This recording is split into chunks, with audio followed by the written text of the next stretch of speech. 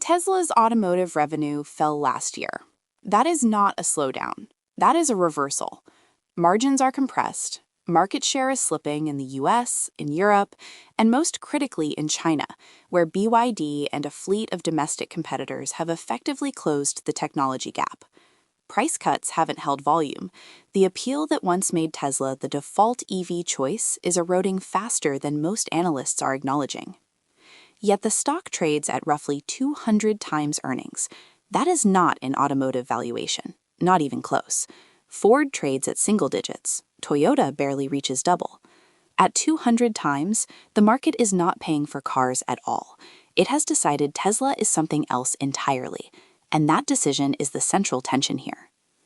The question is not whether Tesla is overvalued as a car company. It clearly is. The question is whether the market's implicit bet on what Tesla is becoming has any structural foundation, or whether it is a valuation built on narrative alone. To justify a 200x earnings multiple on declining automotive fundamentals, Tesla needs at least one of three things to work at scale: full self-driving as a licensable platform, the Cybercab as a robotaxi fleet, or Optimus as a humanoid robot business. Each carries a different risk profile. FSD is the closest to existing. Tesla has real-world data advantages that competitors cannot easily replicate. But regulatory approval timelines are genuinely unpredictable, and liability frameworks for autonomous vehicles remain unsettled in every major market. The data moat is real. The monetization timeline is not. The Cybercab, priced at $30,000 and slated for 2026, is the nearer-term test. If Tesla deploys a scalable robotaxi fleet before a competitor does, the unit economics change dramatically. Robotaxis do not depreciate on a per-mile basis the way privately owned vehicles do. They generate recurring revenue. A fleet of even moderate scale would justify a valuation premium that car sales never could. But slated for 2026 and operating at scale in 2026 are two very different statements. The gap between those phrases is where the bull case lives or dies. Then there is Optimus. Elon Musk has stated publicly that humanoid robots represent the largest addressable market in human history. At the 8th Future Investment Initiative, he projected at least 10 billion humanoid robots by 2040 at $20,000 to $25,000 each. The math from that projection reaches $250 trillion, a figure larger than 55 Nvidias combined. Whether that number is realistic is secondary. What matters is that a meaningful portion of institutional capital now prices Optimus as a real option on Tesla's balance sheet. Even a fractional probability assigned to that outcome can support an enormous valuation premium. Here is what most Tesla discussions miss. The debate is framed as cars versus robots, legacy automotive versus AI future. But Tesla's most defensible competitive position is neither of those things. It is the training data. Tesla has roughly 5 million vehicles on the road generating real-world driving data continuously. That data feeds the neural networks behind FSD. Every edge case, an unusual intersection, an unexpected pedestrian behavior, a debris pattern at highway speed, gets logged, labeled, and fed back into the model. No competitor without a comparably large deployed fleet can replicate this feedback loop on any accelerated timeline. This matters because the AI training data advantage is structural in a way that neither product superiority nor brand loyalty is. BYD can undercut on price, competitors can close the hardware gap, but they cannot manufacture 5 million vehicles worth of diverse, annotated, real-world training miles without actually deploying 5 million vehicles over years of operation. The implication is counterintuitive. Tesla's automotive business, even in decline, is simultaneously the engine powering its AI aspirations. Slowing car sales are a problem, but the existing fleet is an asset that compounds independently of new vehicle sales. That distinction almost never appears in the bear case. The geopolitical dimension adds another layer that has been largely underweighted. The IRGC has explicitly named Tesla as a target, alongside other Mag 7 companies, in response to U.S. military actions. Tesla's direct Middle East exposure is minimal. No manufacturing, limited retail, a fraction of a % of annual deliveries. But the threat has effectively frozen expansion plans for the region, including a gigafactory that Saudi Arabia and the UAE had been actively courting. That is a lost optionality cost, not a present earnings risk. The market has not clearly priced either the threat or the foregone upside.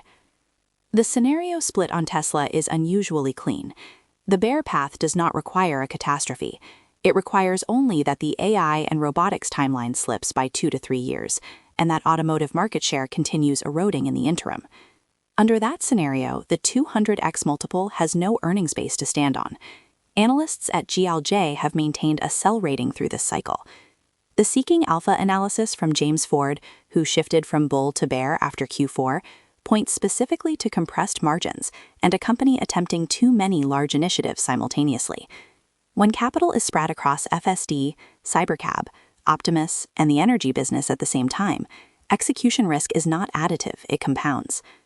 The bull path requires one of those initiatives to reach commercial scale before the automotive decline forces a re-rating. Specifically, it requires either Cybercab fleet deployment with demonstrated unit economics or an Optimus manufacturing milestone that generates external revenue rather than internal labor substitution.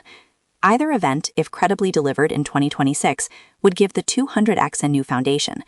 The multiple would not need to come down, it would simply attach to a different earnings stream. The convergence point is 2026. SpaceX's IPO filing has intensified attention on the Musk ecosystem broadly. Tesla's Cybercab timeline is concurrent. If both events land within the same capital allocation window, institutional positioning in Tesla could shift meaningfully, regardless of near-term automotive results. Evidence leans toward continued multiple compression in the near term, but only if automotive deterioration continues, without a robotaxi or robotics catalyst to anchor forward estimates. The recovery path is real.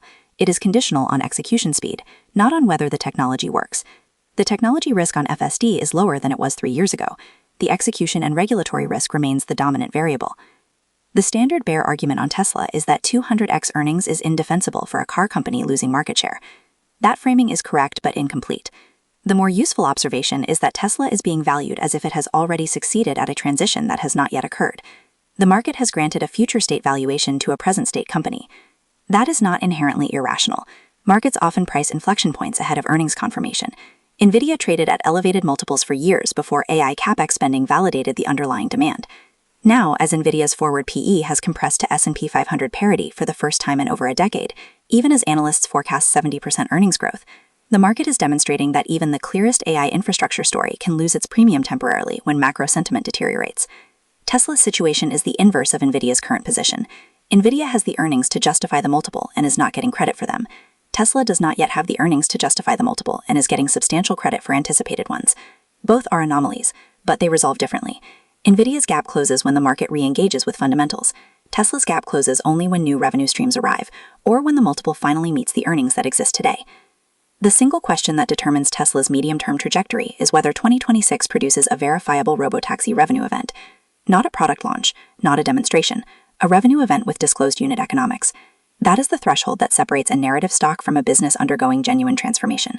Until that threshold is crossed, the valuation is a bet, a coherent, evidence-supported bet, but a bet nonetheless.